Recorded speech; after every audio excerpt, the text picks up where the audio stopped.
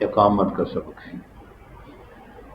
اذان کی طرح ہی اقامت کے الفاظ پڑھے جاتے ہیں، یعنی اللہ اکبر، اللہ اکبر وقفاً، اللہ اکبر، اللہ اکبر را کے فتح کے ساتھ، اذان میں بھی اور اقامت۔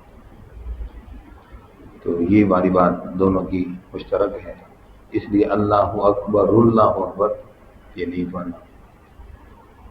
اور اسی طریقے سے یہاں پر ایک مسئلہ آئے گا، دونوں جملوں کو ملاتے ہوئے، تو وہاں پر بھی حی علی الصلاۃ میں جیسے تا آتی ہے تو حی علی الصلاۃ، حی علی الصلاۃ وقفاً، حی علی الصلاۃ، حی علی الصلاۃ کتابہ، ٹھیک ہے، دور مختار کا حوالہ ہے۔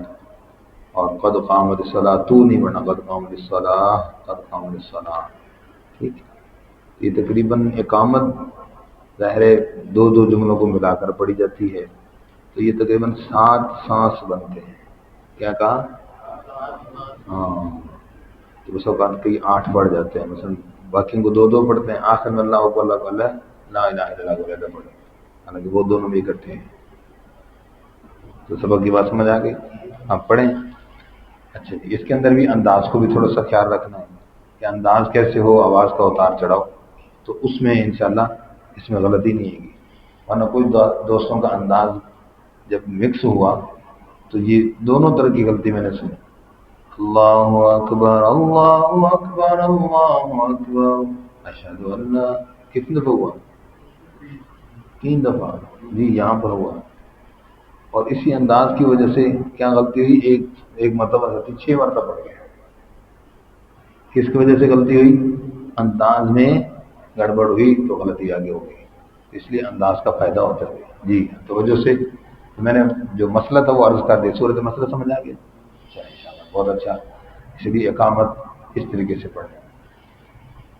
اللہ اکبر، اللہ اکبر، اللہ اکبر، اللہ اکبر، جی پڑھیے۔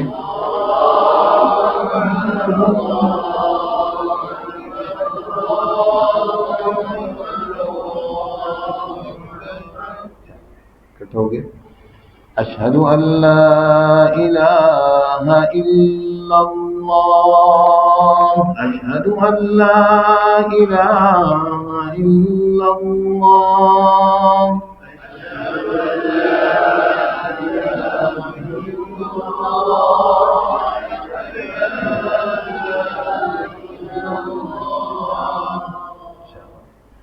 اشہد ان محمد رسول اللہ، اشہد ان محمد رسول اللہ،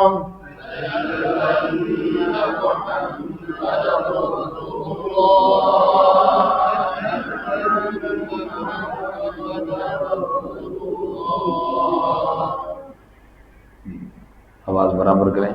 حی علی الصلاۃ، حی علی الصلاۃ،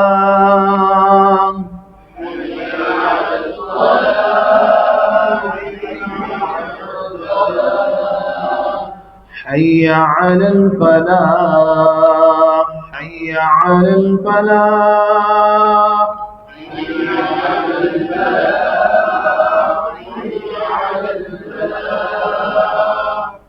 اب ان میں بھی اس طرح ملانا ہے، وقفا ملانا کیسے؟ قد قامت الصلاة، قد قامت الصلاة،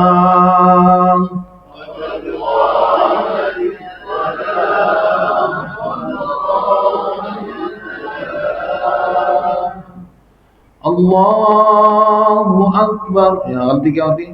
اللہ اکبر کو اس کو لینا، لا الہ الا اللہ اس کو بھی اکٹھا بنا، اللہ اکبر، اللہ اکبر، لا الہ الا اللہ،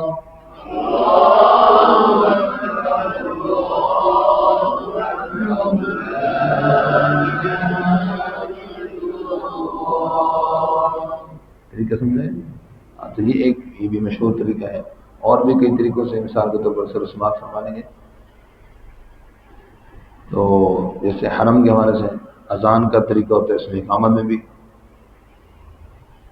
اللہ اکبر اللہ اکبر اللہ اکبر اللہ اکبر اشہد ان لا الہ الا اللہ اشہد ان لا الہ الا اللہ اشہد ان محمد رسول اللہ اشہد ان محمد رسول اللہ. تو اس طریقے سے یعنی کہ دو جملوں کو اکٹھا اور لہجے کے اندر اس طریقے سے تھوڑا تھوڑا فرق. اگر بالکل دونوں جملوں میں ایک جیسی آواز ہوگی، اگلے جملے میں غلطی ہونے کا خطرہ ہوگا.